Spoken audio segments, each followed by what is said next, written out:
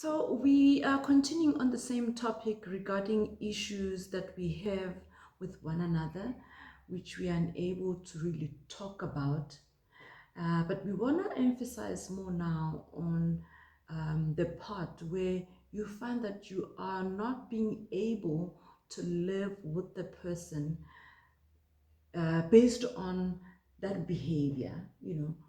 It is becoming kind of like toxic to you. It is affecting your livelihood. It is affecting just your balance as an individual. And even the partner whom you are having that issue about, you know, they are naive or they are unconscious. I think that's the perfect word that I want to use. They're unconscious of themselves in terms of the harm they might be doing to the entire relationship. So when you are with a partner who's unconscious regarding their action, with how it's affecting the relationship or you as their partner, how do you deal with that? What do you do in that instance? Yeah, remember, yeah, we spoke about one who would try and involve friends, and now we're talking about a state where you could have tried a number of things, but it's still persisting, and it is the relationship. It's at the toxic stage where you are unable to continue. Yeah, like you just feel like I'm affected somehow. I don't think I could continue to really take this in.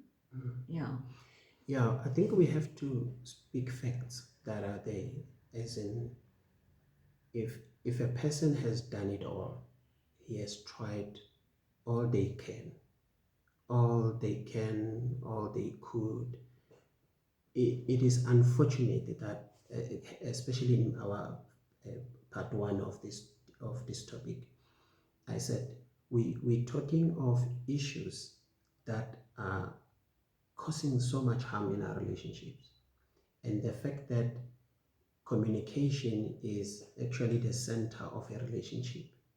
If now you know that you cannot communicate towards and this issue is really affecting you negatively, and you've tried all you could, if really you've tried all you could, you can see we're talking about the relationship that is digressing. We're talking about the relationship that is going nowhere, is stagnant, or it's dying. And because there's no relationship if one party is no longer there. If it's just their body, but their soul and mind and everything, it's out somewhere, there's no relationship. And it will be just a physical appearance when one now leaves that relationship permanently. But she or he could have left long time ago. True. So it's we're saying this because of these are facts. This is what we see. Hence, at the end of the day, we hear people divorcing. Some people they divorce because of certain things cannot just be resolved. Yeah.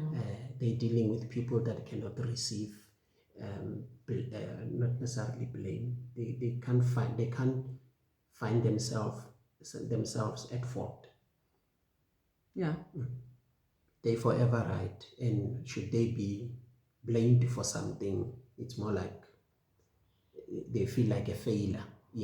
So that is why they would always be defensive all the time. But now you being defensive, you're not helping your relationship. You're killing your own relationship that probably is so important to you. It's unfortunate that You can't see at that time and when you are being defensive. when you are being defensive, and we wake up when things are too late, Yeah. and they are very, very, very late. Yeah.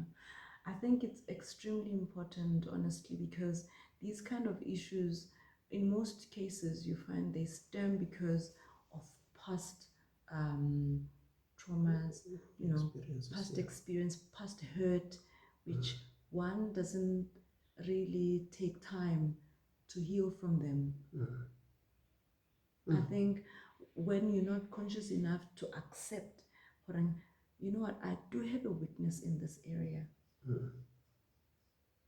When we do not accept, and I think I'm saying this and it's sinking in, when I am having issues with myself that I think I have adopted them from my childhood, which they are causing me to act in a particular way.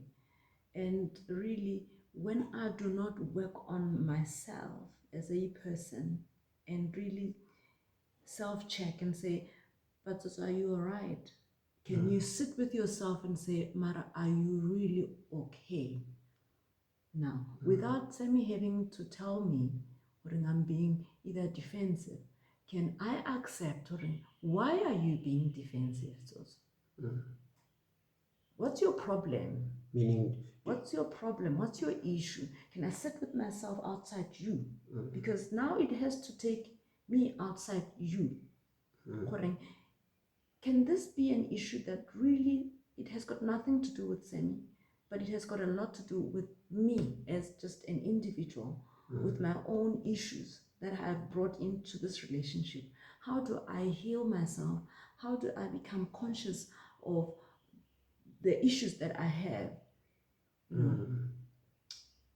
we are unable to help ourselves. Like I might be unable to help myself because of I really don't have time for myself.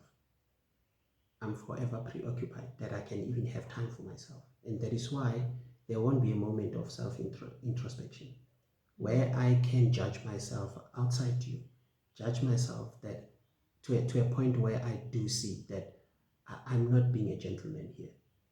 I am actually crucifying my own relationship. You understand? And if you don't have time for yourself, don't even think it will be easy that you can have time with someone who may try to help you. Yeah. And what's funny, another thing, we could even be scared to go into that area, to go into that dark place, to go and really face those hurt. You know, they have caused me to be this person. My partner, you are this person. Because it's a dark place. It's a hateful place. And you can't help a person who is not willing to be helped. If that person can't identify the place you're talking about and really show you that place where he comes from with this type of a behavior, you won't be able to help that person. The fact that I can come and say, I know this, I got it from home in my history. And this is why I behave like this. I used to be treated this way, and I got this defensive mechanism to deal with it.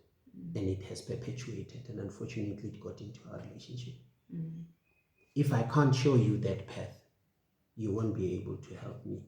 You will want to walk away, because the thing is, you will only see me as a very stubborn person who doesn't want to change. So you cannot, unfortunately, help a person who's not willing to be helped. And on the other hand, you can actually encourage a person to say it's okay to feel scared, it's okay to be vulnerable, you know, it's okay to face your fears, because the more you face them, you might come out on the other side being more brighter. Because sometimes we just don't want to appear weak. Yes, you know, we don't want to appear weak, especially us men. Especially us. Yeah.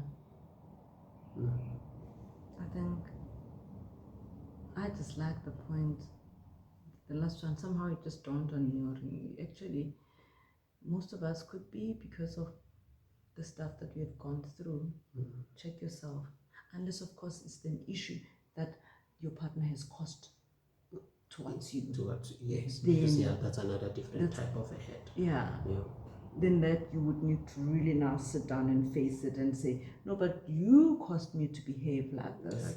You know, if maybe partner he has cheated in the past, and now you feel I can't trust him, you act very rude, or you know, you would need to sit down and face that person. I think the issue about this whole thing, it's about always facing the issue. Why am I acting like this?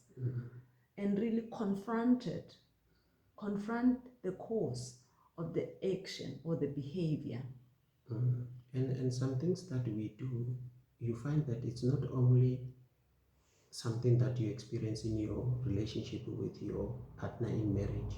You may find that it's a behavior that you also have in your other circle of life. You know, in other set of your relationships, like in your friends, they argue about the same thing.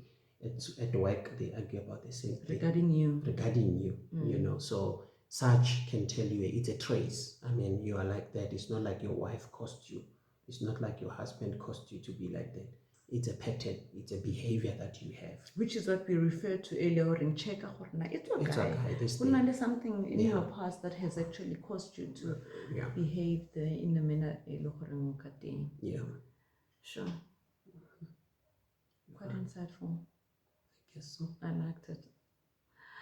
Okay, up until next time, guys. Thank you so much for taking part to listen to the video. We appreciate it. We'll see you. Ta-ta.